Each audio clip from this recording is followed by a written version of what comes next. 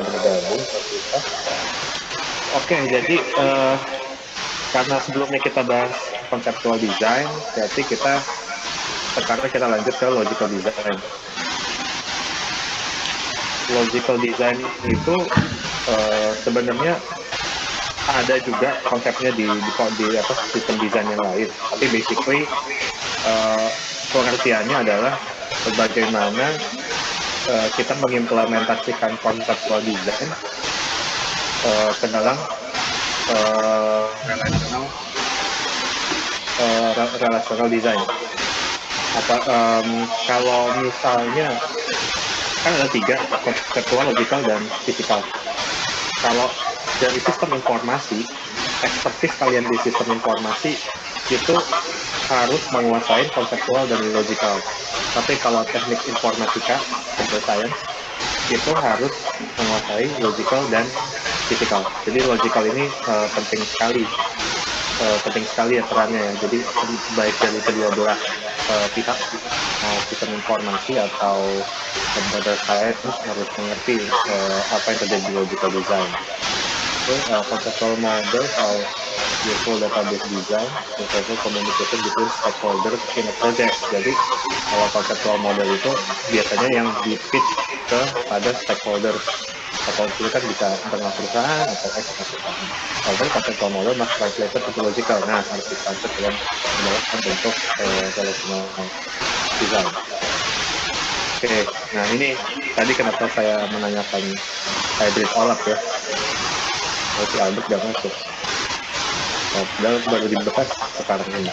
Jadi dalam mengimplementasikan multidimensional model, beberapa pendekatan yang kita lakukan itu tergantung bagaimana data cube disimpan. Yaitu approach-nya, pendekatannya ada 3 macam. Yang pertama relational OLAP, yang kedua multidimensional OLAP, dan yang terakhir hybrid OLAP. Coba tadi siapa? Si Nathan. Hey Nathan, bersuara kamu. Halo Pak. Ya, coba jelasin hybrid OLAP apa nih yang udah kamu pelajari nih? Ini udah sampai ke tengah semester. Waduh. Loh, ada Albert ternyata di chat muncul. Ya udah kamu dulu jelasin baru abis ini Albert. Kalau kata Bapak kan hybrid OLAP kemarin mengambil kayak dari fungsi OLAP sama MOLAP Pak, ya kan Pak, di forum. Ya, betul. Jadi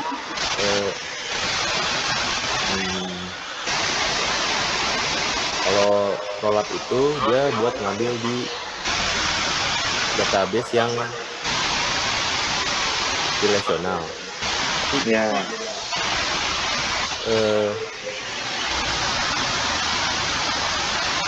Jujur aja saya rada lupa nih Pak.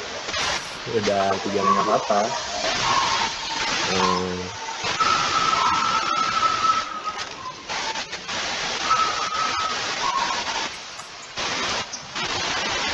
Hey Albert Setiawan, bantulah ini teman kamu ini.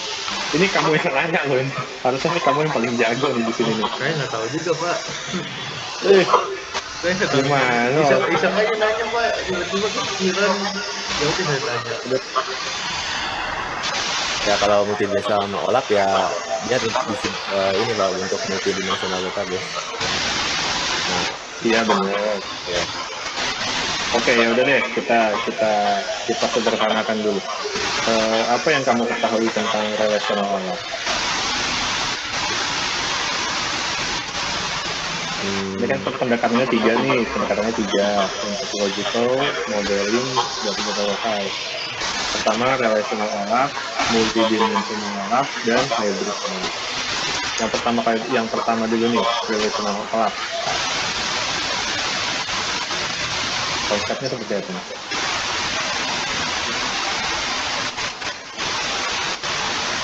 Tadi kamu udah ngomong lancar sekali. Lupa gitu.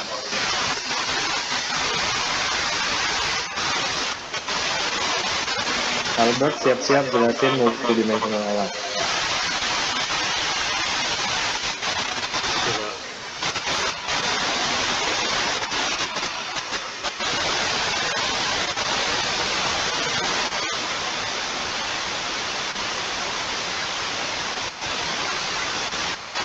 Yang lain dengan merasa aman bisa tahu-tahu saya panggil.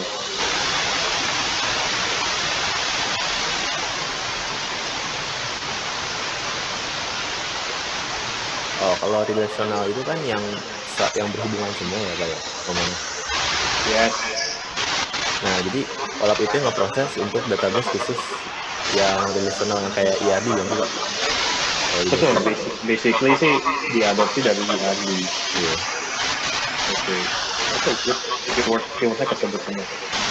Oke, Albert, tolong jelasin dong konsep yang kamu pahami tentang multidimensional OLAP.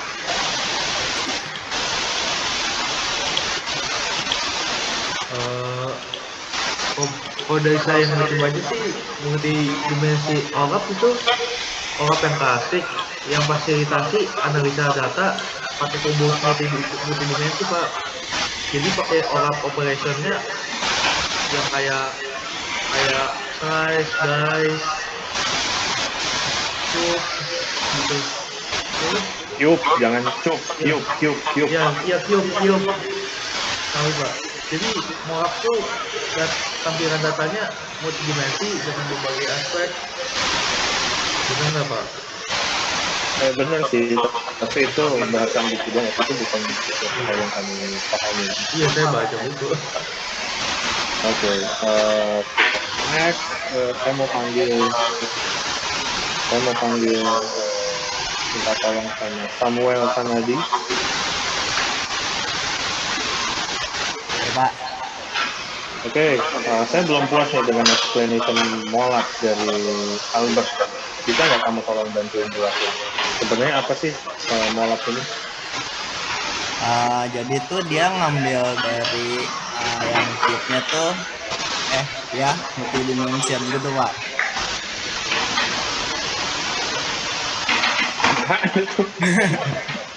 Kocak banget jawabannya. Oh ya, skip. Oke. Nicholas Lee. Hey Nick. Sebentar Pak, saya lagi di toilet Pak. Oh waduh, ini. Oke, skip. Caroline Losari. Carol. Hadir Pak. Oke, tadi ini penjelasannya MOLAP nih, meskipun udah dibahas berkali-kali ini, cuman belum ada yang dapat definitionnya nih. Kita tolong definisikan nggak yang kamu pahami tentang MOLAP ya, apa multidimensional OLAP?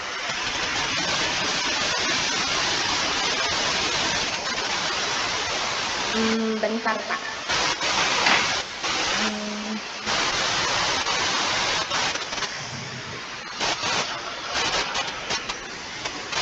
Gue bikin dulu ya. Ayo nih sekalian refresh yang udah mau FPS ya, udah mau midterm ya. Saya pengen saat ini yang lebih 100% gitu. Kita ada sesi review UTS ya, Pak? Enggak lah, kalian aja sekarang. Kalian aja kita review sekarang. Kalau mau tanya, tanya kalian. Ad hoc query apa ya, Pak? Jadi nanti ya, kalau mau tanya-tanya nanti ini materinya soalnya kan masih nanti kita bahas. Kita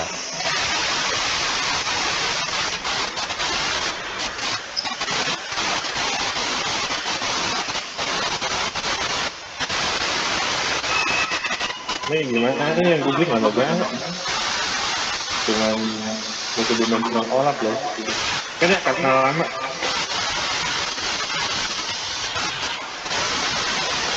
Oke, jadi ya multidimensional OLAP adalah OLAP dengan multidimensional structure. That's it. Gampang kan jelasinnya? Kalau relational OLAP adalah OLAP dengan relational database. MOLAP multidimensional structure. Hybrid OLAP kombinasi itu keduanya. Sebenarnya sesimpel itu aja. Kalau udah paham tuh kita bisa melihatnya dengan simpel gitu kan. Nah, jelas. Kalau rollup kita menggunakan SQL, ya rangkaian database ya rangkaian database ini menggunakan SQL. Kalau MOLAP multidimensional OLAP, ya kalau kita sudah ketemu keyword multidimensional, most likely yang akan kita gunakan adalah array, karena ya array bisa memfasilitasi multidimensional computation. Nah, kalau hybrid OLAP itu kombinasi keduanya.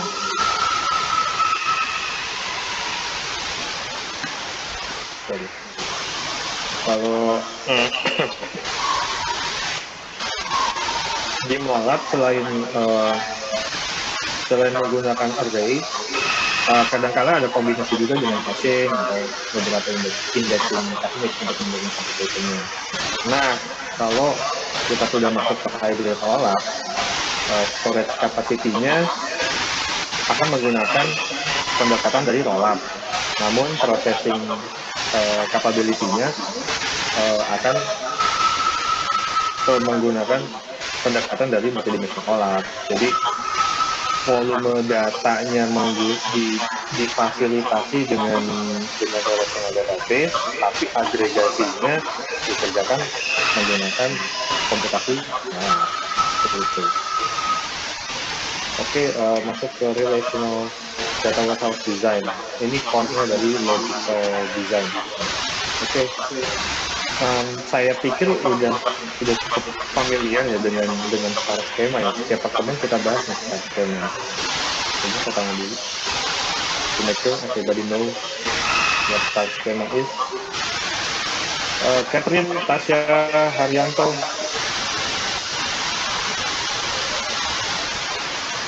Halo Catherine. Ya Pak. Hai Catherine, bisa tolong jelaskan tentang star schema? Kalau yang aku tahu tuh star schema itu pokoknya dia terdiri dari beberapa dimension table sama satu fact table.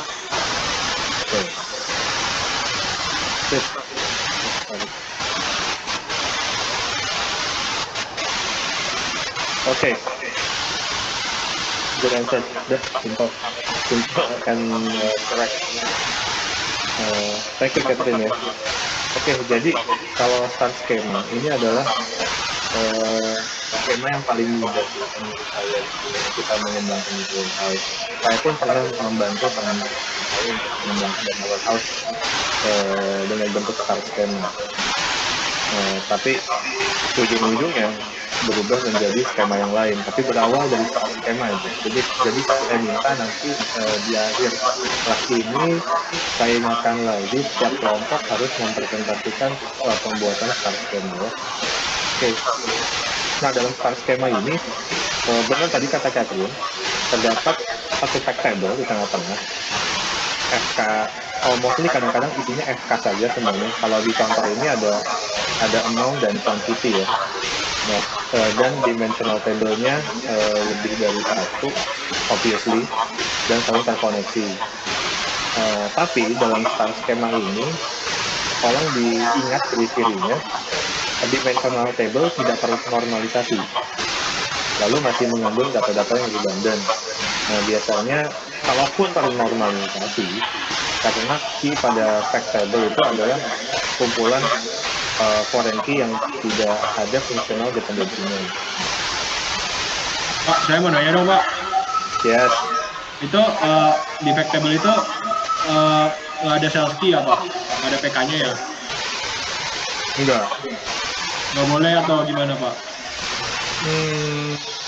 Justru sebenarnya nggak ada. Justru kalau PK-nya itu ada di dimensional table. Berarti di sales ini nggak boleh buat sales key gitu dong berarti ya? Di fact salesnya ini. Karena kan kita kalau kamu masih ada itu primary yang kamu maksud kan? Iya, di fact table-nya. Kalau primary key, karena gini, tujuan dari data warehouse adalah kita menampilkan agregasi dari data-data dari setiap dimensional table. Kan waktu pertemuan awal-awal kan saya definisikan bedanya OLAP yang menjadi esensialnya data warehouse dengan OLTP yang menjadi esensialnya relational database. Ya kalau data warehouse itu kan datanya historik, dalam arti transaksinya mengandung data-data transaksi di mana proses bisnisnya sudah selesai. Ya, kan? Jadi yang menggunakan data warehouse ini sebenarnya ingin mempelajari apa yang terjadi di masa lalu. Apakah sales saya naik atau turun nih, ya kan? Nah, dalam hal itu kan kita nggak memerlukan lagi sales fee kan? Iya, Pak. Oke, jadi kira-kira konsepnya seperti itu. Oke, nah ini Snowflake Schema. Snowflake Schema ini pengembangan dari star schema. Tujuan dibuatnya Snowflake Schema yaitu menghindari redundancy yang ada pada star schema tadi dengan menormalisasi dimensional table. Kalau di Snowflake Schema ini dimensional table-nya udah sedikit lebih mendetail. Karena apa? Kalau kita lihat di sini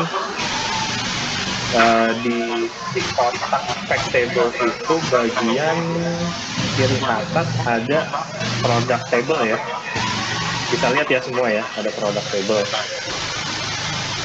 Kalau kita lihat product table di sini, itu sudah punya ibaratnya anak tabelnya lagi, ada kategori, ada department, jadi lebih detail. Oke. Jadi singkatnya adalah jika ini belum ternormalisasi, jika star skema dimensional table belum ternormalisasi, di sini sudah ternormalisasi. Nah, ini contoh sintaksnya untuk Snowflake Schema. Kalau yang atas ini star schema ya, kalau yang bawah ini Snowflake Schema. Kita lihat sintaksnya yang atas, select category name, summary amount from product dari P dan sales dari S, di mana product P dari P adalah product P dari S, group by category name. Bedanya kalau di Snowflake Schema itu select category name, summary dari amount, from produk dari P, kategori dari C, dan sales dari S, di mana produk P dari P sama dengan produk P dari S, N, nah ada N ya, kategori P dari P sama dengan kategori P dari P, group by kategori name. Jadi ada extra join ya di sini ya. While in Snowflake Schema, we need an extra join as follows. Tuh, ada yang tahu extra join-nya ada di mana?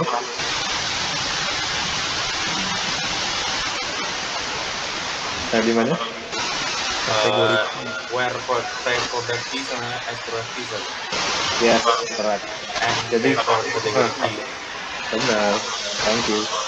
Oke, jadi kalau di Snowflake Schema ini terdapat ini ya, terdapat join atau mungkin umum disebut dengan union. Jadi N itu union.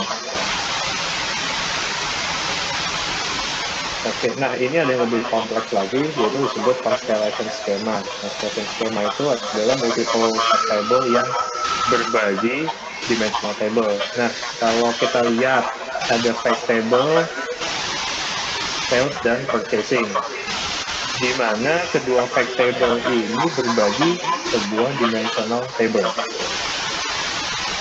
Ada yang tahu? Ada bisa lihat nggak itu dimensional table-nya yang mereka share, kedua fact table ini share dimensional table apa namanya? No, ada satu lagi. Product. Yes, time and product. Ini kan kita enak nih nilainya. Oke. Relational implementation dari conceptual model. Oke, jadi kita udah belajar tadi relational data warehouse design. Untuk implementasinya, sekarang kita belajar how to map atau how to set rules yang mentransform conceptual model kepada relational model. Nah, ini biasanya menggunakan star schema atau Snowflake schema. Nah, untuk melakukannya kita menggunakan MTD model karena berbasis VR. Sekarang saya tanya dulu, basically kalian sudah lulus kelas database system lah ya? Udah kan ya? Halo? Udah sih, bisa. Oke, ketika kalian mengambil tas tersebut ada pembahasan tentang ERD atau Entity Relationship Diagram atau Entity Relationship Model. Ada Zar, ada. Oke, apakah di kelas itu kalian sudah membuat ERD kalian sendiri? Udah sih Udah. kayaknya. Oke, berarti kalau kalian sudah pernah membuat ERD kalian sendiri, seharusnya familiar ya dengan model ini ya. Jadi ada tahu cardinality gitu kan, misalnya ada yang one to many, one to one. Iya. Oke. Jadi saya mau tambah itu. Oke, nah berikutnya time dimension. Tadi saya udah bilang kalau apa namanya, data warehouse itu adalah historical database. Jadi apa yang dimaksud historical database? Yaitu adalah sistem database di mana menampung data-data yang proses bisnisnya sudah berlalu, sudah menjadi historis. Nah, tapi time information is included both as forensic and acceptable, indicating the time when attack take place and at the time dimension containing aggregation level. Nah, ini keyword yang kedua, aggregation. Jangan lupa kalau data warehouse itu adalah gunanya in the end, pengguna dari data warehouse akan melihat bukan data lagi, tapi agregasi dari data tersebut. That is the different ways in which facts can be aggregated across time. Oke, saya mau tanya lagi. Apakah kalian familiar dengan istilah time series database? Pernah dengar sih Pak, time series database. Oke, MJ, coba yang kamu dengar nih tentang time series database-nya apa?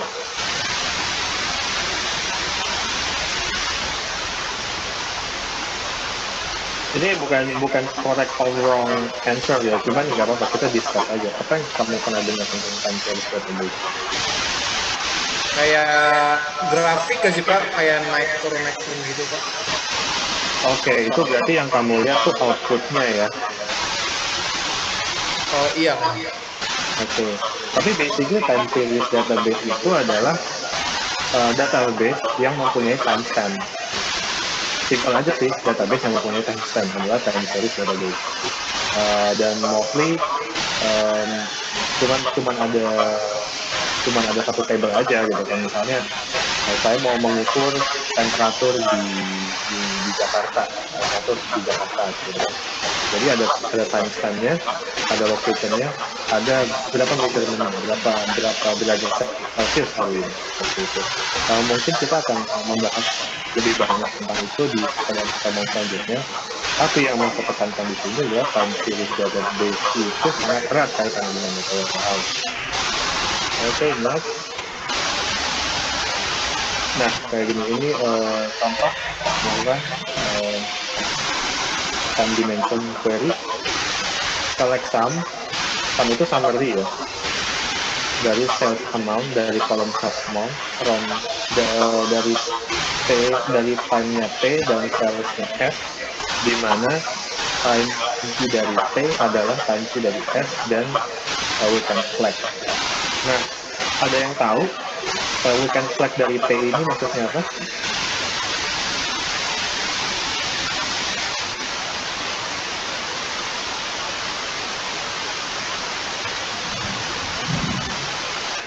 Ini gampang loh sebenarnya.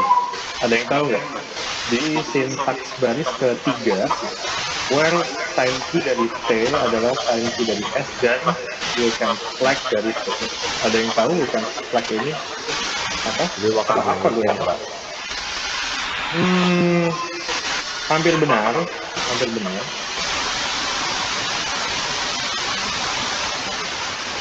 Apa ada yang tahu?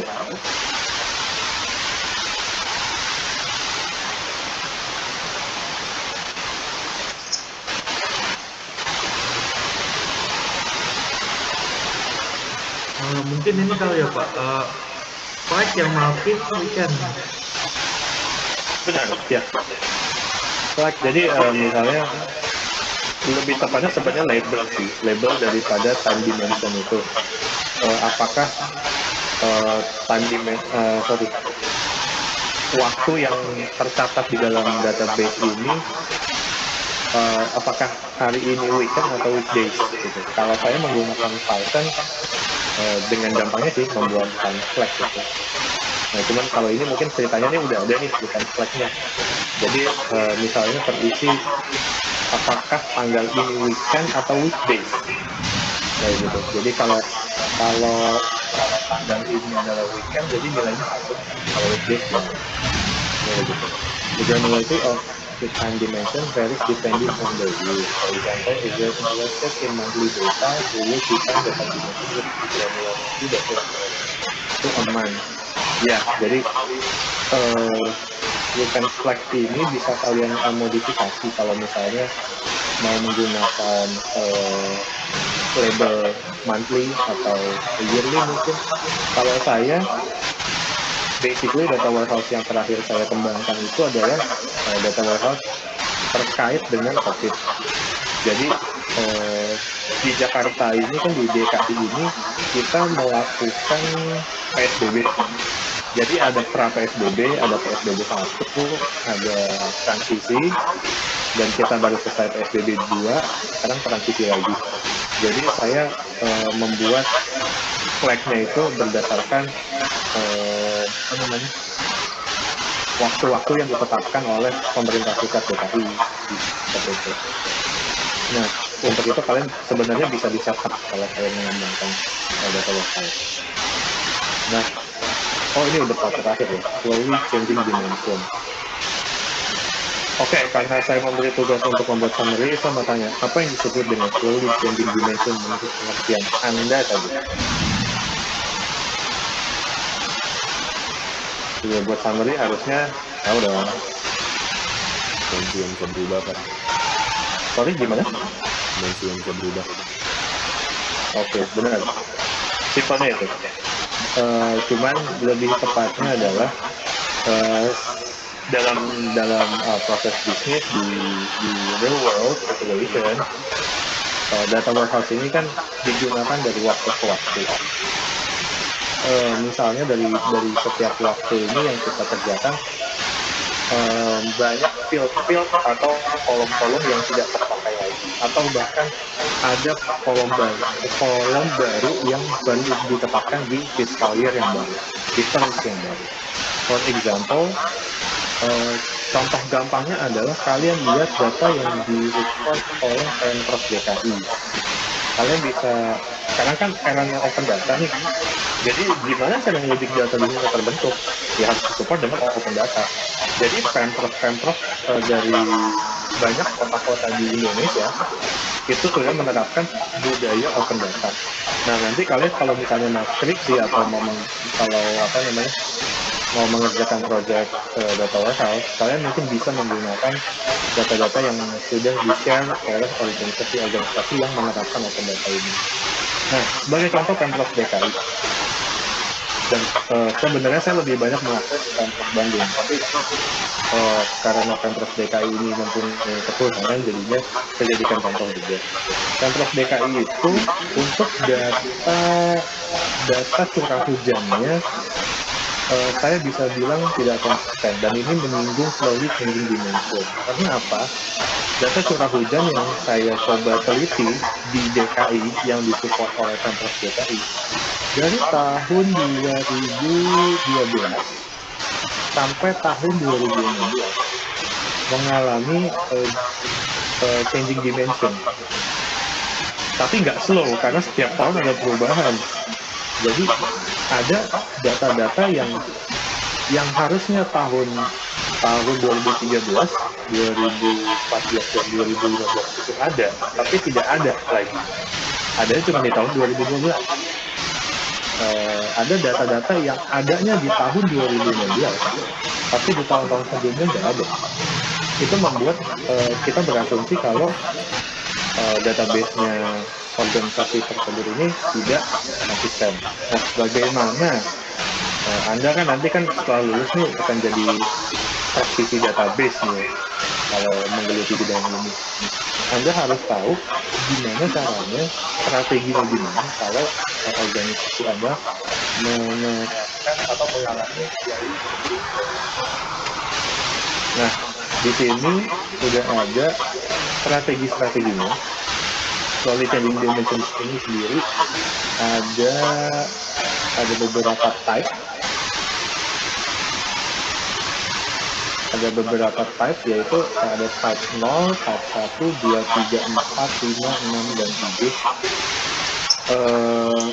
Beberapa type ada yang original, tapi beberapa type yang lain ada yang merupakan strategi yang digabungkan dari beberapa strategi sebelumnya. Nah, ini kita akan bisa. Ini pantrasnya ini. Semangat katanya.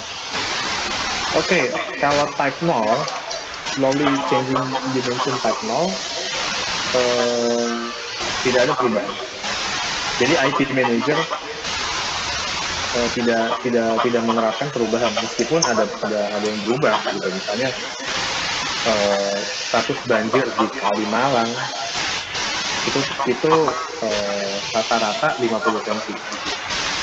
Tapi ada entry baru yang sifatnya redundant bilang kalau banjir di Kalimalang itu 30 cm, katanya berubah.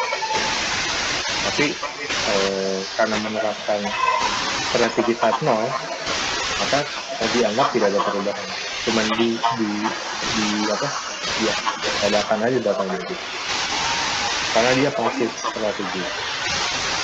Oke, type yang pertama, type 1, yaitu namanya override. Kalau ini sih jelas mengganti nilai yang lama. Record-nya tetap ada, tapi cuma diganti value-nya. Kalau kita lihat di kanan bawah, itu ada tabel original row, demikian product key 12345, SKU-nya sekian, product type intelligent, department name education. Tiba-tiba ada perubahan, nggak ada lagi department name education, ada strategi. Ya udah, karena dimensionnya berubah, jadinya karena menggunakan strategi type 1, udah diganti aja. Simple. Strategi type 2, add new row namanya. Kalau kita lihat di kanan bawah, original row-nya itu gimana? Ada product key, ada SKU, ada product description, something, department name, ada education, ada beberapa kolom setelahnya, ada row effective date, ada row expiration date, ada current row. Nah, kalau ada terdapat perubahan, dibuatlah row baru, tapi dengan produk key yang baru. Karena kalau tadi kan enggak, produk key-nya sama. Kalau ini produk key-nya baru. Lihat gak yang di bawah, tadinya 12345, muncul produk key yang baru 25984. Karena departemennya ganti dari education menjadi strategi. Oke, next type 3, personal attribute. Nah, ini strategi yang membuat dimensional table dan set table menjadi tidak konsisten sih sebenarnya. Kita lihat aja di original row ada product key, SKU, product description, intelligence, department name, education. Ketika ada perubahan dalam dimensional table-nya, produk table yang baru ada kolom ya yang nambah ya, nama kolomnya prior department name. Jadi produk kit tetap sama, SKU tetap sama, produk description-nya sama, departemen yang berubah, tapi ada satu atribut baru yaitu prior department name yang lama, department name sebelumnya, education namanya. Lalu type 4 oh kalau type 4 ini add mini dimension, tapi ada juga yang orang bilang type 4 itu adalah gabungan type 3 dan type 1. Tapi basically yang sering terjadi di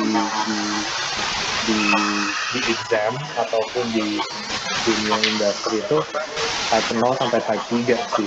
Jadi saya pun juga belum pernah lihat sebelumnya type 4 ini gimana dan seterusnya gimana, tapi basically ya yang terjadi ini 1, 2, 0, 1, 2, 3. Kalau type 4 itu add mini dimension ya, berarti di sini diterapkan seperti ini ya, seperti star schema ya. Jadi dia membuat stack table dan ada dimensionnya, ada mini dimensionnya. Kalau type 5 basically ini gabungan type 4 dan type 1. Berarti tetap sama sih seperti type 4. Type 6 ini gabungan 1, 2, dan 3. Berarti kayak skill set mengerjakan type 1, 2, 3, type 1, 2, dan 3 secara berbarengan. Type 7 ini type 1 dan type 2.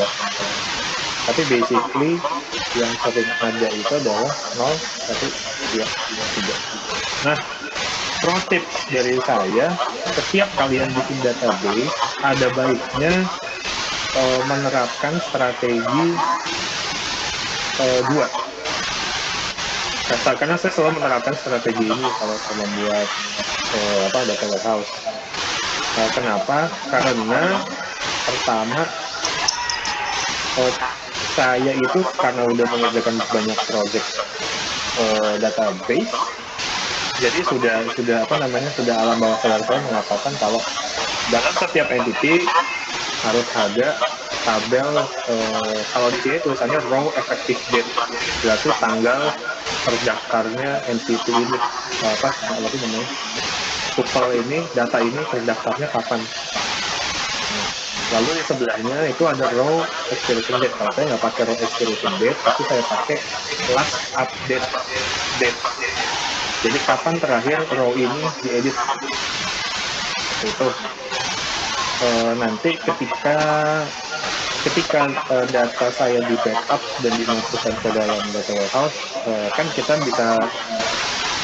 kan melakukan pre-processing dan ETL dulu tuh. Nanti boleh di-select dong. Kalau misalnya ada yang terulang, ya udah di-cut aja.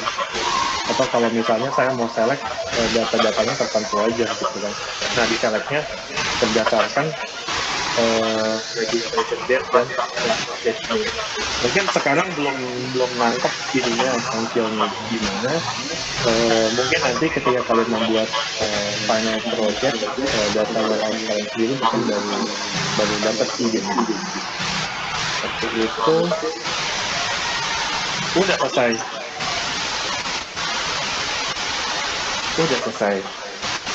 Oke, untuk saya buka Q&A dulu nih untuk logical data warehouse design. 3 pertanyaan dulu. Nanti saya kasih, setelah 3 pertanyaan ini, nanti saya kasih tips how to answer the exam correctly. Jadi cara kalian menjawab pertanyaan essay di mata kuliah apapun dengan benar, yang akan membantu kalian gak cuma menjawab dengan benar, strukturnya baik, membantu dapat menilai juga, jadi sama-sama enak. Kalian jawabnya enak, gak senang. Oke, 3 questions dulu.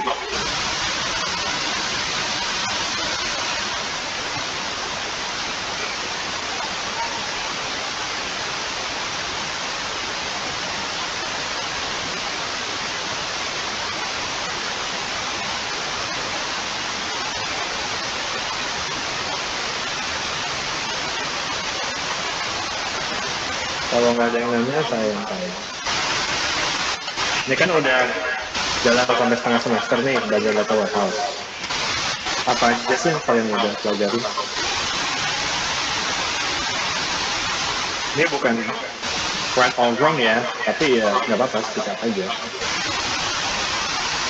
Apa saja yang sudah kalian pelajari selama hampir setengah semester ini? belajar data skema warehouse Pak. Oke, that's good. Lalu? Desain dari data warehouse. Desain itu skema bukan sih? Iya, sama sih. Sama aja dong. ETL processor. ETL, that's good, awesome. Lalu?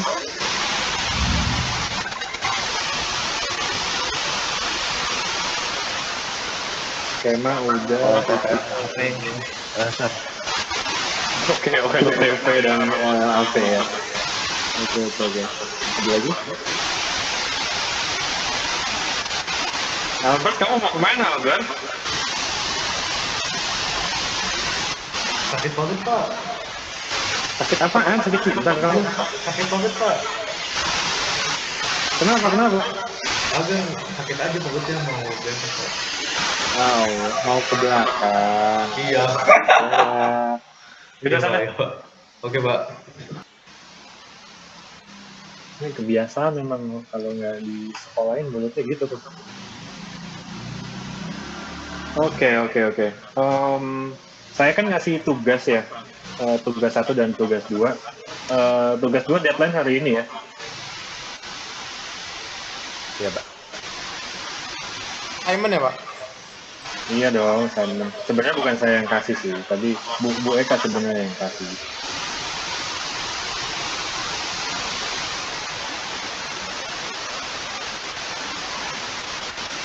Ini nggak ada yang mau nanya nih. Jago-jago kayaknya. Kalau Mau nanya Pak, yang tadi si Nathaniel nanya ad hoc query itu apa sih Pak? ad hoc query ya. Oke.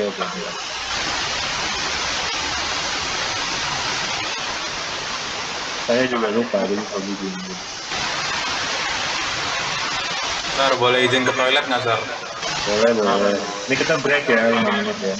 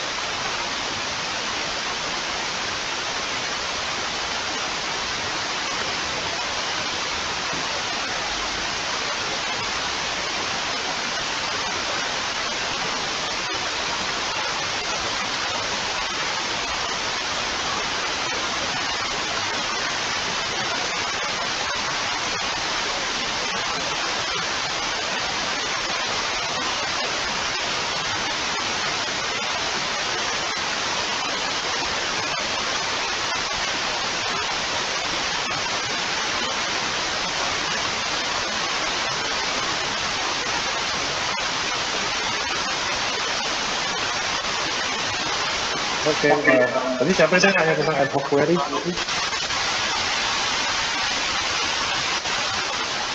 Ya Pak, sama Nathaniel Pak. Oke, gimana ya cara yang jelasin gampangnya ya? Basically, ad hoc query itu query yang dirancang untuk special purpose. Special purpose itu kan berarti tujuan khusus ya. Berarti tujuan ini biasanya query ini disiapin untuk proses bisnis yang tidak umum, tidak lumrah. Mungkin cuma ada di satu perusahaan aja. Kalau misalnya contoh ad hoc query, basically saya nggak pernah sampai ad hoc query sih. Tapi kalau kamu mau contoh dari project lainnya, tahu SAP? Tahu Pak. Oke, kalau Nathan udah pernah coba SAP, udah pernah belajar nggak? Tahu nama doang Pak. Iya. Oke. Dalam SAP itu ada bahasa pemrograman yang disebut ABAP. Familiar nggak dengan ABAP? Pernah dengar atau pernah pelajarin gitu?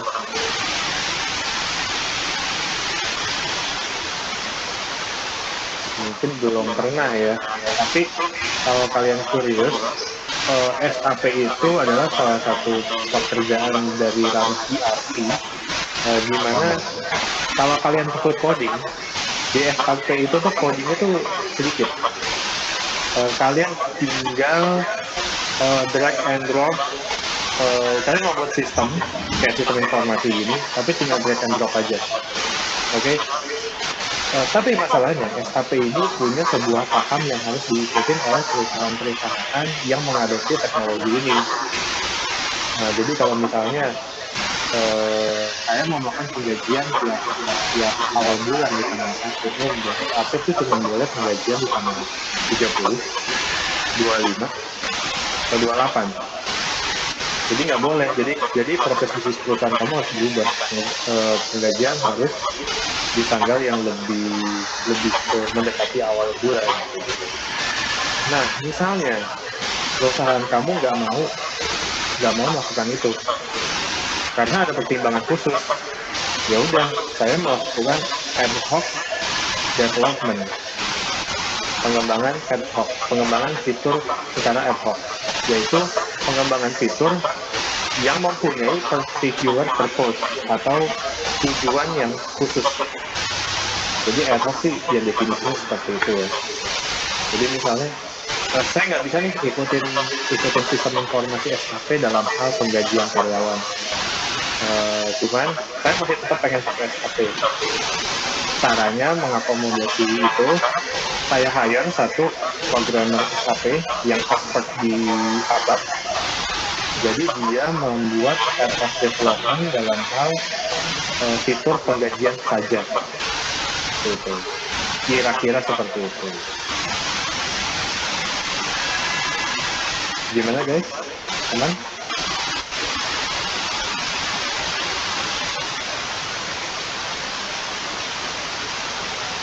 Udah dijelasin, gak ada yang respon, bagus bener kan ini. Masih mikir, Sir. Oh ya, bilang dong masih mikir nggak apa-apa. Untuk kalau kalian sangat curious tentang data warehouse dan mungkin pengen tahu tentang ad hoc query, caranya gimana, kalian bisa, saya merekomendasikan website ini, snowflake.com ya. Snowflake-nya tuh kayak snowflake schema, snowflake.com. Nah, itu sebenarnya sih ini website perusahaan sih, tapi dia mempunyai kayak blog yang ngebahas tentang data warehouse, term di data warehouse. Atau bisa juga cek di Technopedia, bukan Tokopedia, technopedia.com. Nah itu di situ dia punya blog juga untuk membahas cloud computing, data warehouse, big data, data management, juga data warehouse. Ada tutorial, ada AI guide. Oh, jarang-jarang ada AI di website tentang big data kayak gini. Oke. That's it. Ada yang mau nanya lagi? Sir, mau nanya dong, Sir. Boleh. Jadi ad hoc query itu untuk mengubah yang tadi kayak saya bilang buat tanggal gaji gitu, atau tanggal gajinya itu ad hoc query-nya? Itu pengertian ad hoc-nya sih, bukan ad hoc query-nya. Cuman yang mau saya tekankan di penjelasan saya tadi, ad hoc ini adalah sebuah strategi yang dilakukan untuk mencapai tujuan yang sangat khusus sekali, kayak gitu. Nah, saya mau ini lagi, Sar. Berarti ad hoc query yang buat di data warehouse ini untuk tujuannya untuk menganalisa kan, Sar? Kayak analisa manajemen dari sebuah perusahaannya kan? Iya, betul. Nah, kalau kalian menganalisa itu kan berarti sudah melakukan agregasi kan? Agregasi itu kan menyimpulkan. Agregasi kan artinya menyimpulkan. Nah, itu sebenarnya tekniknya banyak sekali loh. Jadi setelah ad hoc query itu masih ada serangkaian lagi yang harus dikerjakan supaya kesimpulannya ini bisa terbentuk kayak gitu. Nah itu kalau saya kan basicnya data science ya, pendekatannya ke statistik. Nah kalau kalian kan basically masih di sistem informasi atau teknik informatika nih, mungkin pendekatannya beda lagi, nggak statistik seperti saya. Jadi kalau saya jelasin statistik takutnya nggak ngerti gitu loh. Nanti kamu coba cari sendiri ya. Nanti Mungkin kalau nanti Ya. ini di ujian ini kan kita disuruh analisa nih. Jadi kayak ini kita soal ujian. enggak, bukan, maksudnya kayak akun query-nya ini dibilang kayak disuruh tulisan akun query. Terus menurut saya kayak kita disuruh kalau di pelajaran data warehouse ini kita analisa kayak misalnya kayak transaksi totalnya, terus gitu-gitunya. Kalau di pelajaran data warehouse ini No, bukan masalah transaction totalnya ya. Kalau total dari transaction itu mah kembali ke database aja mendingan. Ngapain capek-capek belajar data warehouse. Tapi kalau data warehouse ini kita menganalisa kayak sesuatu yang lebih apa ya? Lebih insightful. Saya kasih contoh ya, bentar. Jangan di mana itu.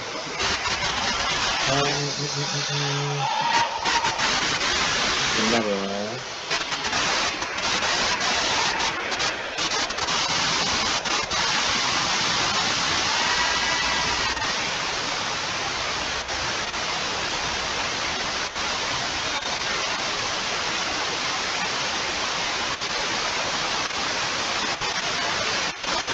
Oke. Ada yang bisa melihat apa yang saya share? Oke, apa yang bisa kamu lihat di situ? Data visualization result. Oke. Data warehouse itu menghasilkan seperti ini. Ini yang saya bilang salah satu fitur di dalam data warehouse yang saya kembangkan, yaitu memvisualisasi kualitas udara di Jakarta. Karena apa? Jakarta sudah melewati banyak fase yang sudah terjadi apa? Fase normal, fase lockdown pertama, dan fase transisi pertama. 3 fase ini udah masa lalu. Bahkan fase lockdown yang kedua itu udah lewat. Sekarang kita fase transisi yang kedua. Nah, tapi kan saya menganalisa nih kualitas udaranya di fase lockdown yang sudah lalu itu gimana ya? Saya nggak menghitung jumlah total oksigen yang ada di Jakarta, kan enggak dong.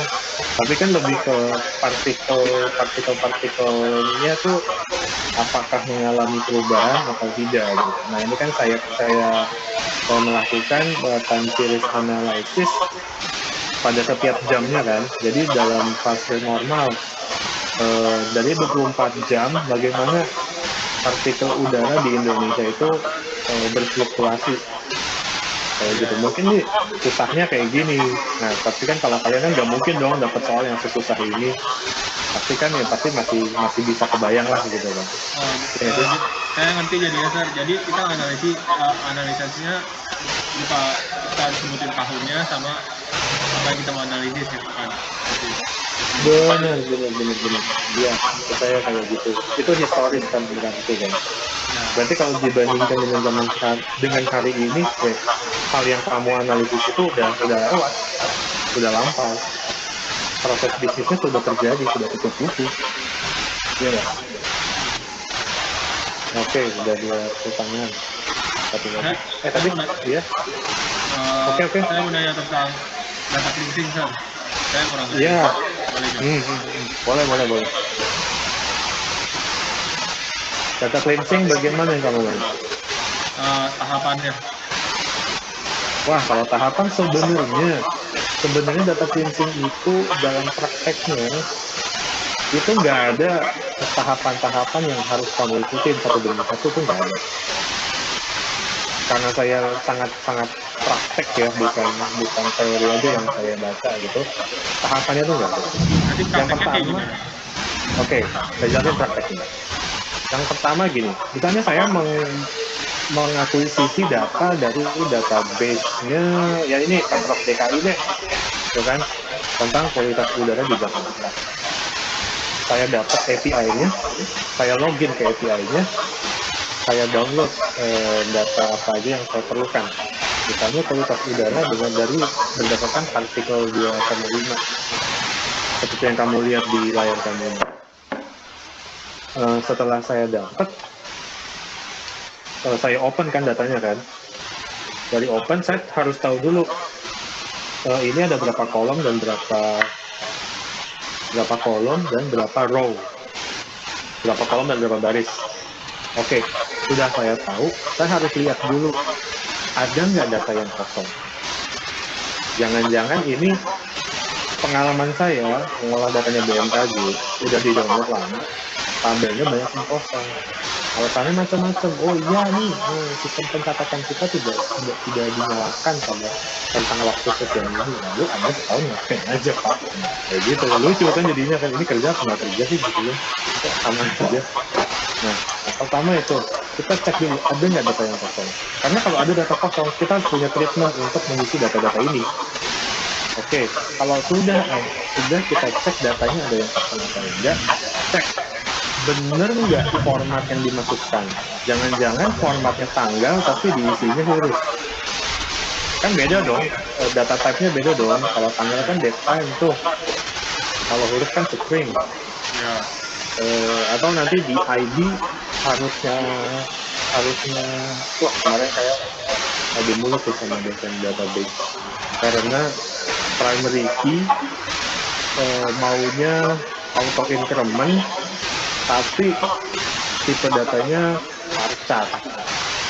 Jadinya apa sih maunya ini orang nggak pernah coding gitu kayak gitu. Jadi harus data value di dalam tabel itu harus diperhatikan. Gimana? Ya harus benar kan misalnya. Ya harus diperhatikan.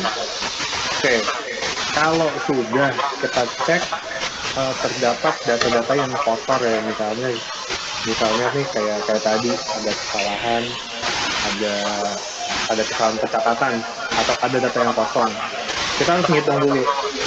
Kalau data-data ini kita hapus, lebih dari 5% nggak hilang. Kalau misalnya kita hapus, misalnya saya punya 100 data, 100 baris, 5% dari 100 itu kan berarti 5 ya. 5 entry kosong nih. Saya hapus aja dari SQL saya. Oh nggak apa-apa. Masih ada 95 lagi. Tapi dari 100 yang salah format itu ada 30. Nah, itu yang jadi masalah. Karena apa? Ketika melakukan agregasi, output yang kamu lihat seperti saya bikin ini itu nggak akurat nantinya.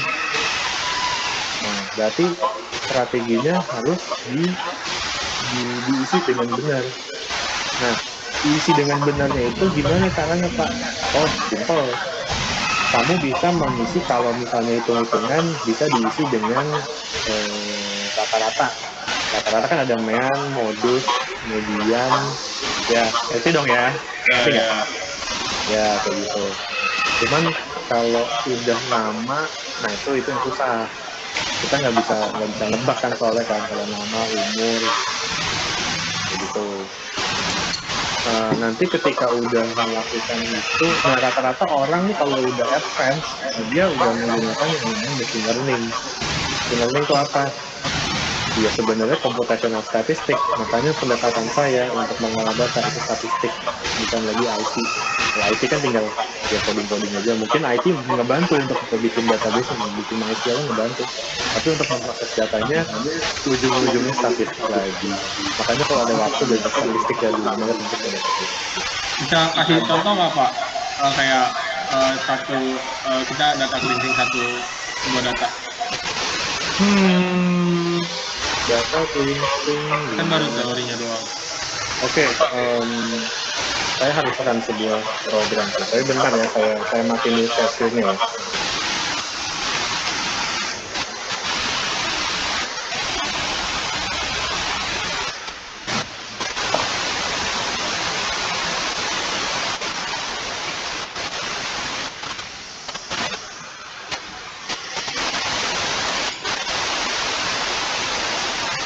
Kalian udah repost belum? Belum, Pak. Kapan repost one? semester. Oh wow. Mungkin nanti kalau di 3+1 kalau tertarik dengan big data gitu, mungkin harus cari perusahaannya yang memang udah punya ini ya, udah punya infrastruktur big data. Jadi banyak sih memang perusahaan sekarang yang banyak yang pengen punya infrastrukturnya, tapi orang-orang yang jago-jagonya belum dapet gitu. Kalau kalian into to big data tapi dapet perusahaannya seperti itu, nanti takutnya dapet pengalaman yang salah ya. Ini saya jalanin dengan orang dulu. Ya. Wah sorry nggak bisa, soalnya komputer saya sekarang nggak kuat ngejalaninnya, jadi not responding. Sorry. Cuma nanti kalau misalnya nih kamu really into dengan big data, mungkin bisa 3+1 di kanan saya di terus karena project yang kita kerjakan ini benar-benar real world project dan sangat bagus supaya student bisa mengerti ini real world case-nya itu seperti apa, data warehouse itu seperti apa, database itu seperti apa, gimana caranya mengakuisisi data dari customer seperti itu. Ini sorry banget ya, nggak bisa saya share soalnya laptopnya tadi udah mau hang gitu, nggak responding. Oke Pak. Oke, ini kayak udah 3 pertanyaan, jadi sekarang saya share aja, saya bagi knowledge saya ke kalian bagaimana cara menjawab ujian dengan efektif dan efisien. Sebenarnya gampang, ada rumusnya. Saya tulis rumusnya di chat. Rumusnya adalah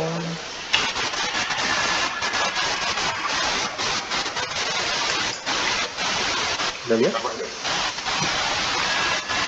What, why, and how. Jadi kalau di examnya data warehouse ini, apakah kalian harus bikin video juga?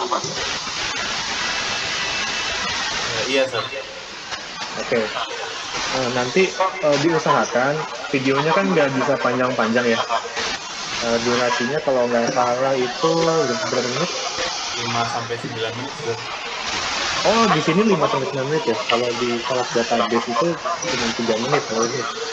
Karena cuma menjelaskan teorinya aja. Itu aja lah. Nah, saya minta sebelum kalian membuat jawaban di soal esai apapun ataupun kalian membuat narasi di video kalian, tolong di draft dulu perkataan kalian, jawaban kalian menggunakan jenis what, why, and how. Oke, yang pertama what. Apa sih sebenarnya yang mau saya utarakan ini? Yang kedua why. Kenapa saya harus mengutarakan ini? Yang ketiga how. Gimana caranya saya mengutarakan ini? Oke, kalau misalnya what data warehouse, what kind of data warehouse yang saya buat. Misalnya saya membuat data warehouse start schema untuk divisi kepegawaian di BIM. Mengapa saya membuat data warehouse start schema untuk divisi kepegawaian di BIM? Karena untuk men-tackle masalah 1, 2, dan 3. Kenapa saya harus men-tackle masalah ini? Karena benefitnya 1, 2, dan 3. Kalau divisi kepegawaian di BIM mempunyai benefit 1, 2, 3 yang ini, maka kedepannya akan 1, 2, dan 3. Lalu the last part is how. How itu ya bagaimana saya mengerjakannya. Nah, di sini how ini kamu boleh menggunakan kata-kata yang teknis, lalu kamu boleh menggunakan itu harus ya, kata-kata yang teknisnya itu keywordnya harus keluar. Kayak tadi ngomongin rollup itu harus nyebutin yang namanya DBMS SQL. Kalau molap itu harus menyebutkan multidimensional dan structure kayak gitu. Sebelumnya saya mau tanya dulu, apakah di kelas ini ada yang sudah pernah mengambil IELTS atau TOEFL?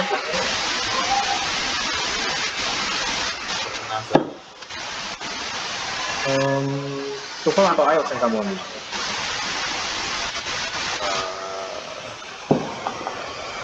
IELTS ya? Kan semuanya kalau daftar BINUS tes dulu kan?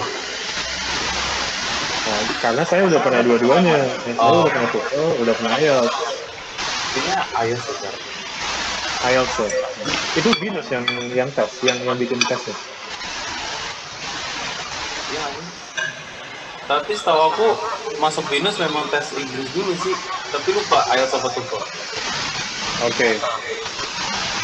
Jadi kalau di TOEFL itu biasanya tuh yang dibahas tuh structure,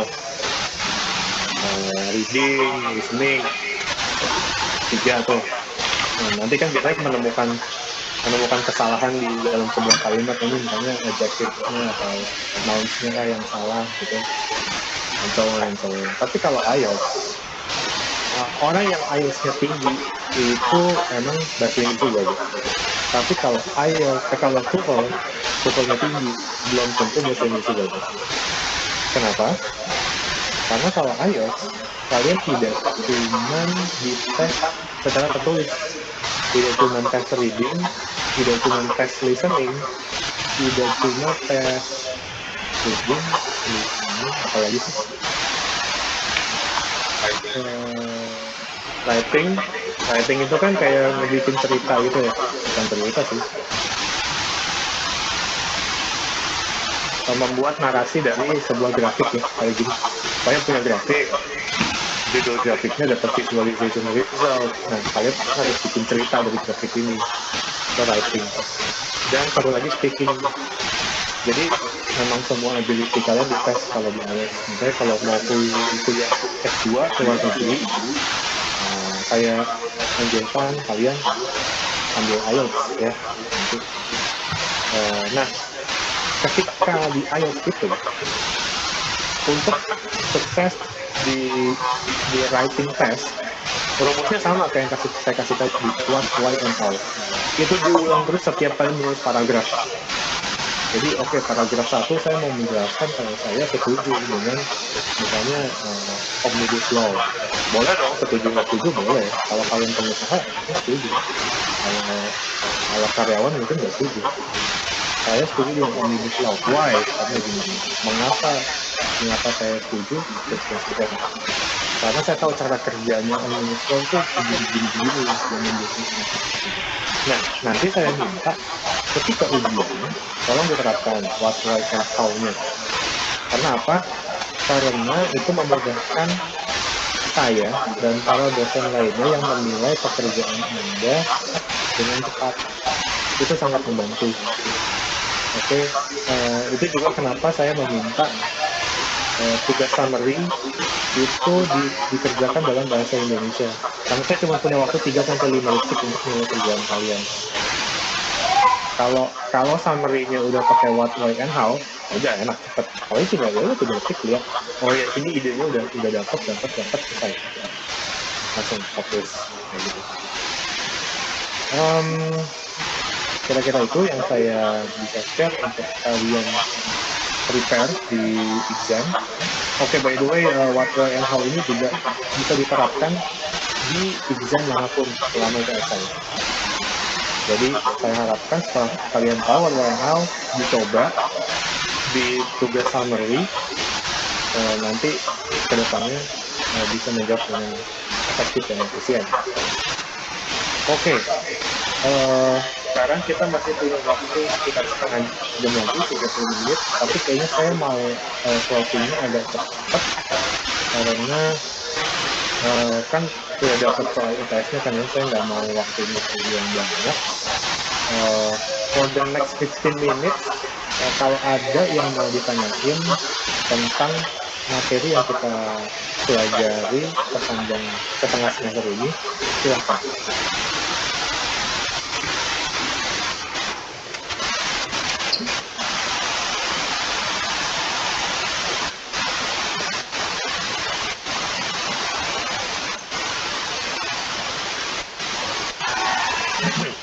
Boleh nanya nggak? Tapi nggak nyambung, nggak nyambung sama. Boleh, it's okay. No problem. Kan Tadi Mister bilang kalau udah kajian rangkuman kasih tahu kan, berarti ada rangkuman sesi 13-14. Itu waktu itu Mister bilang di Telegram, Mister bilang di Telegram, next week agenda belajar mandiri. Jadi saya harap kalian persiapkan diri untuk proses TP7 dan seterusnya untuk next term. Jadi kita sebenarnya buat sesi 13-14 dalam rangkuman kan. Ya 13-14 kalau dikerjakan nggak apa-apa. Cuman kalau nggak dikerjakan saya nggak nilai juga. Karena kan pembahasannya kan logical kan. Basically udah kalian dapat di pertemuan sebelumnya kan. Tapi tetap saya kalau ada yang kerjain sih saya kasih nilai bonus. Itu tidak dikerjakan tidak. Saya orangnya banjir bonus ya. Kalau kalian aktif di depan saya, Kali lagi yang mau tanyain? Feel free ya, mau nanya apa aja boleh loh. Mau tanya Sir. Ya. Jadi kan kalau ngomongin tentang ETL, bukan, star schema mas saya. Oke, star schema. Jadi kalau star schema itu kan kita semua nyambungin dari semua dimensi nyambungin ke satu variable. Yes. Jadi kalau misalnya di query itu kita tinggal ngomong aja dong dari from-nya itu dari variable, nggak usah dari kanan dimensi yang lain, nggak perlu dijoinin lagi maksudnya. Bisa bener bisa salah sih statement. Karena pada akhirnya yang kita ambil datanya itu kan summary dari variable. Iya. Ya nggak? Isinya itu kan. Ya, summary dari variable. Cuma nanti kalau mau di drill down ke dimensional table ya bisa aja. Ya kan? Iya. Gitu. Nah, maksud saya itu kan measure kita pasti cari kan. Terus ya itu ambil dari dimensi dong, Sir. Dimensi yang nyambung ke variable itu. Ya, jadi kita perlu join lagi ya. Apa dari variable aja kan nggak bisa. Well, it depends di kasus yang kamu temui sih. Kalau secara apa namanya? Kalau secara pengalaman saya, tahu yang namanya full outer join nggak? Ya itu join kan, kita join. Ya, terlalu advance ya. Ya saya menerapkan full outer join sih seringnya di project-project yang saya taruh itu.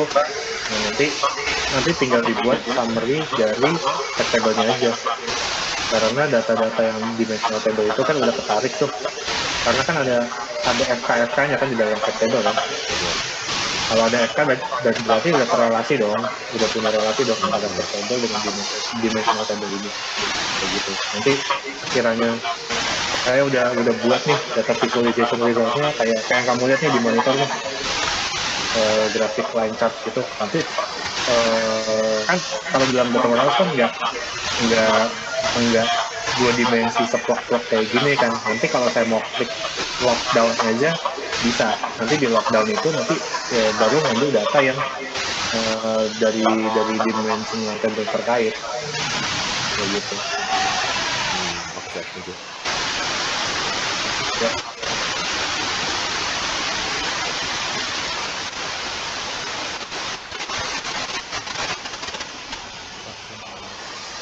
Ya boleh. Untuk ODS atau operational data store itu Pak, biasanya contoh aslinya apa ya? Oke, thank you. Ini saya harus ada yang saya cek dulu, mungkin bentar saya comeback dulu.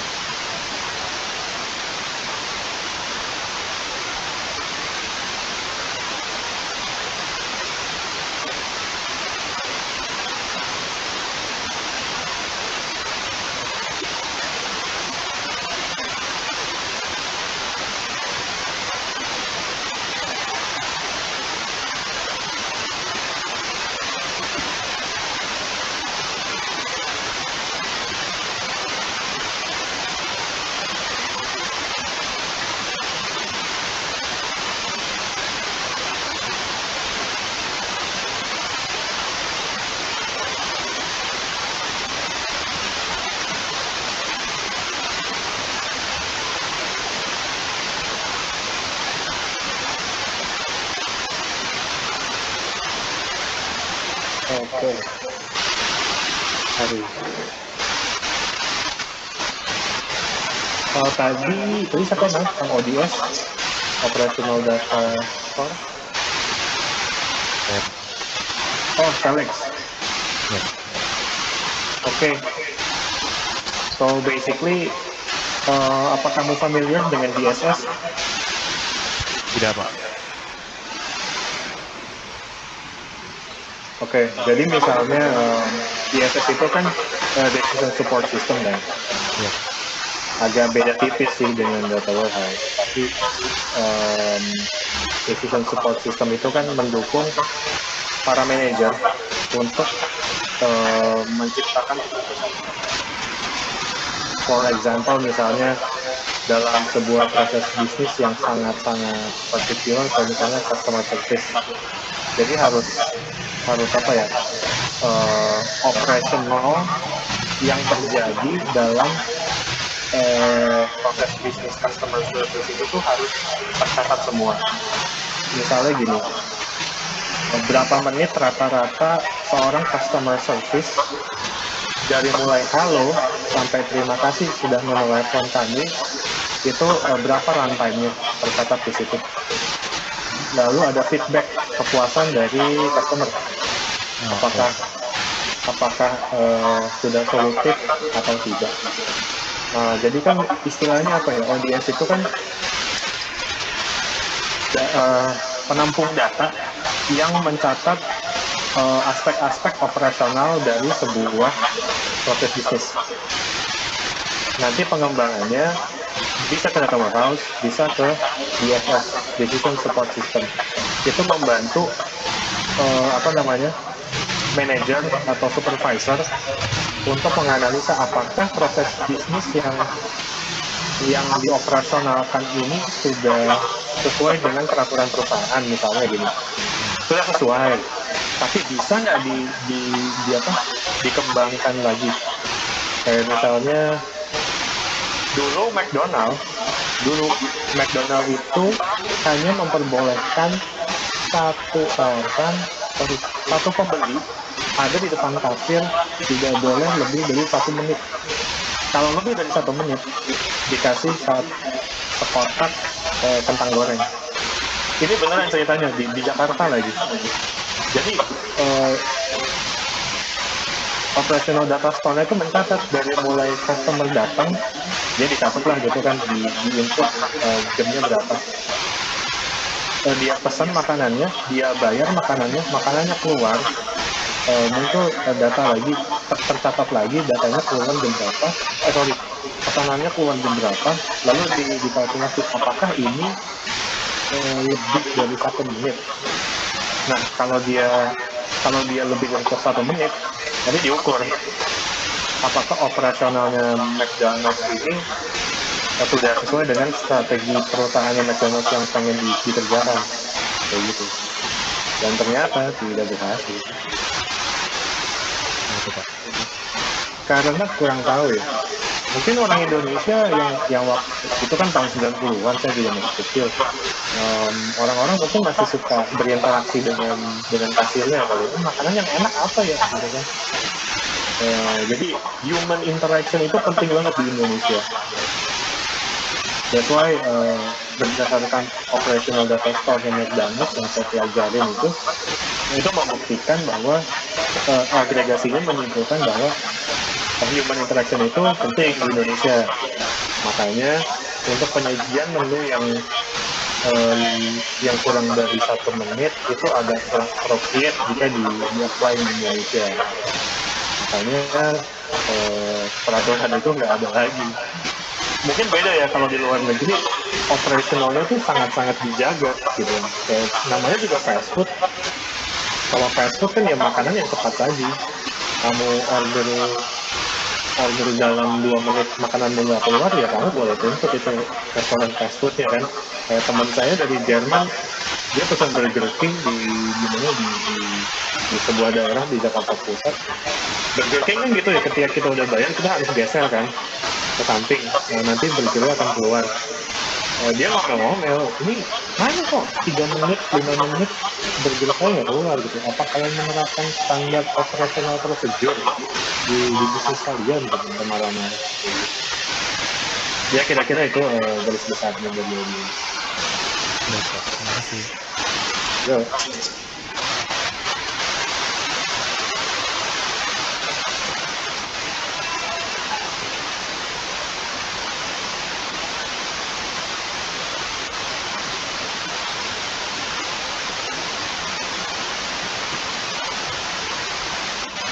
Oke, kita masih punya 15 menit lagi.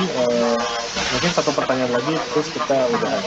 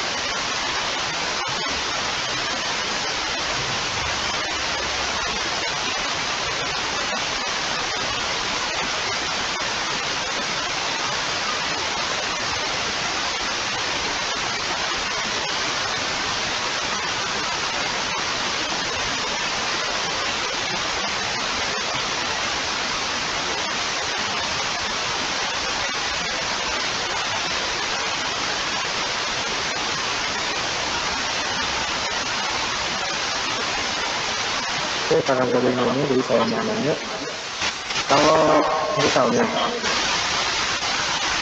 misalnya school from home di extend sampai tahun depan, menurut kalian gimana? Seru, Pak. Seru, Gak seru, Pak. kecewa.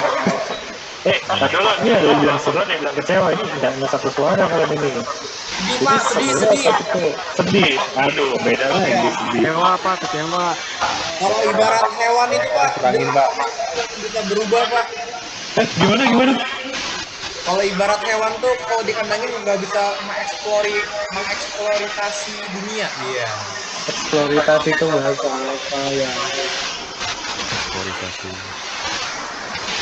Iya. Bener sih, memang untuk education, khususnya higher education, kayak yang kalian kerjakan sekarang ini, interaksi manusia itu penting. Percaya nggak?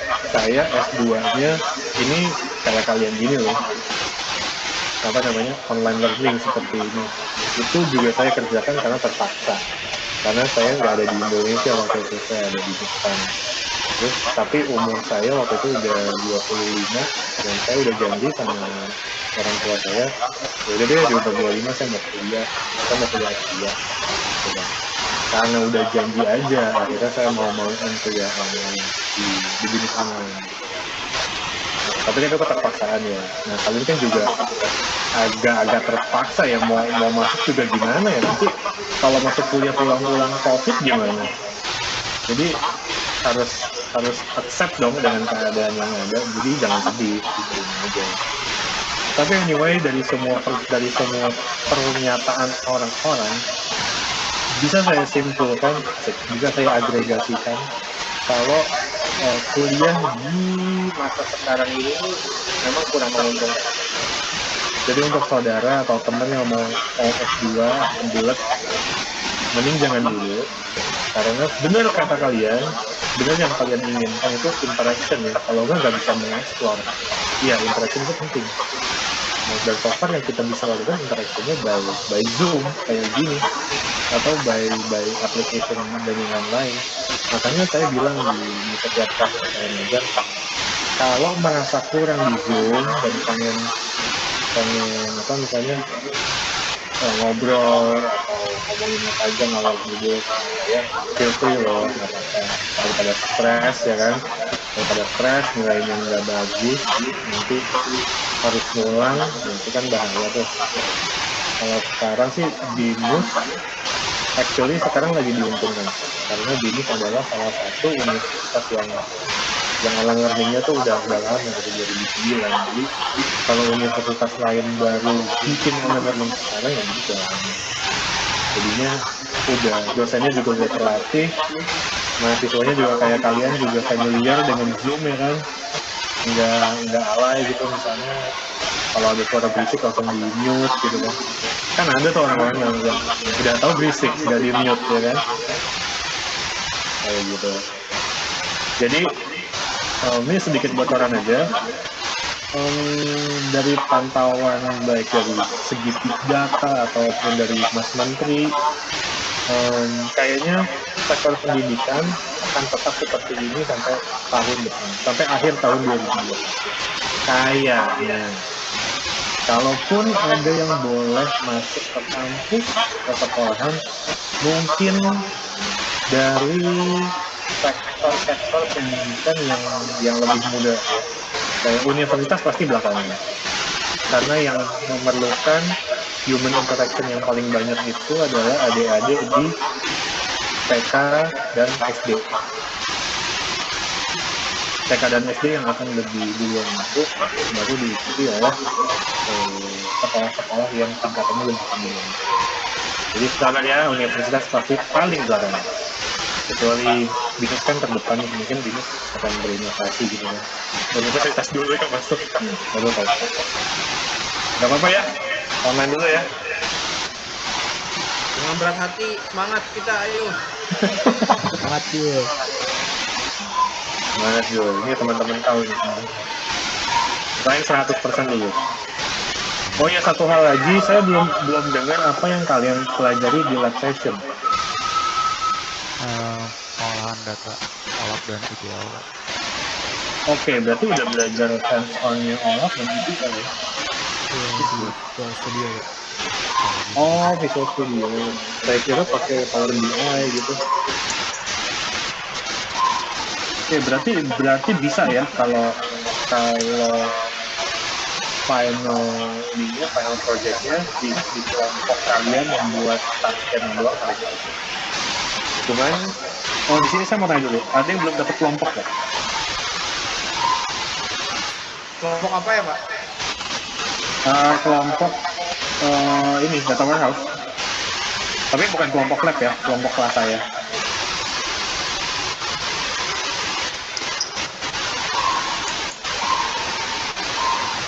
Kan yang ada di Telegram kan harusnya tim leaders aja sih. Pak maaf, buat yang di Telegram tim leaders udah ada, tapi saya belum ingat risetnya. Oh, enggak, harusnya yang ada saya itu tim leader semua, bukannya campur-campur. Ini makanya saya bingung kok orangnya sekali. Ya udah nggak apa-apa lah, nggak apa-apa. Ya udah nanti di invite aja saya ke grup yang tim leaders, nanti saya keluar dari grup yang sana. Ini semua sekelas nih udah ada kelompok semua kan? Coba. Oke.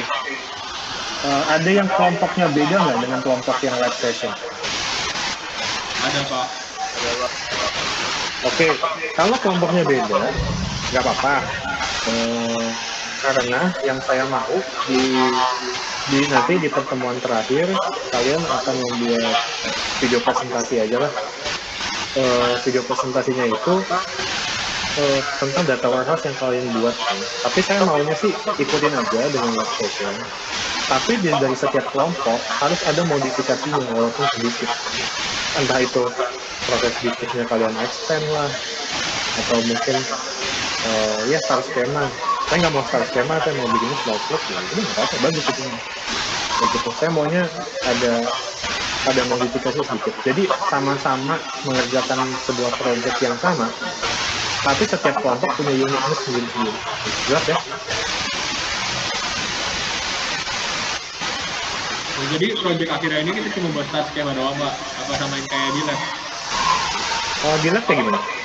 Di lab ada kayak dari OLTP, dikasih data OLTP-nya, terus kita analisa, dia minta soalnya apa, terus kita ubah jadi OLAP-nya, Oke. kita buat OLAP-nya, habis itu kita cari prosesnya yang dia mau. Oh, ETL prosesnya ya. Ya. Oke, ini. Oke. Ini ada beberapa kelompok, Pak. Iya, ini ada yang belum masuk kelompok nih. Kalau Julius, kamu take care ini ya, si siapa namanya? Frankie. Tolong dimasukin ya, dia kelompok siapa? Saya Pak, sorry ada Halo? Frankie Pak. Iya, Frankie. Nanti koordinasi dengan Komti aja ya. Oke. Oke, untuk ininya, untuk tugas akhirnya di kelas saya, kalian bikin sebuah data warehouse dengan start schema, ya. Datanya boleh sama, saya sih nggak penting lah. Saya gimana? Gambar doang, Pak. Enak aja gambar doang, aplikasinya dong. Yang penting sih ini aja ya, kayak kalian kayak asumsi kan gini, kalian lagi presentasi ke orang yang bakal beli data warehouse dari kalian, ya, gitu aja deh. Kalau boleh tahu nih di lab ini datanya tentang apa ya, bisnis apa ya?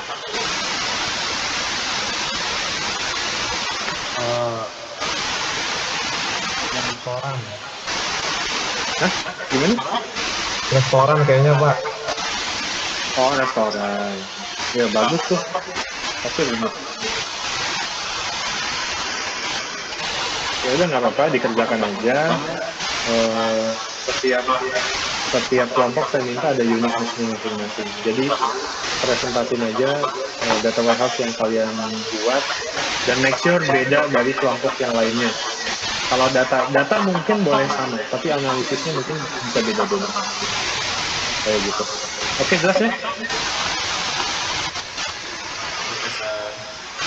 Pak. Saya kira udah cukup jelas, udah jam 3, habis ini GSLC tetap saya buat forumnya, tapi nggak susah-susah amat. Oke, ini aja fokus ke lah buat semuanya. Oke, Pak. Baik Pak, terima kasih. Oke. See you in the next meeting ya. Bye. Semangat guys.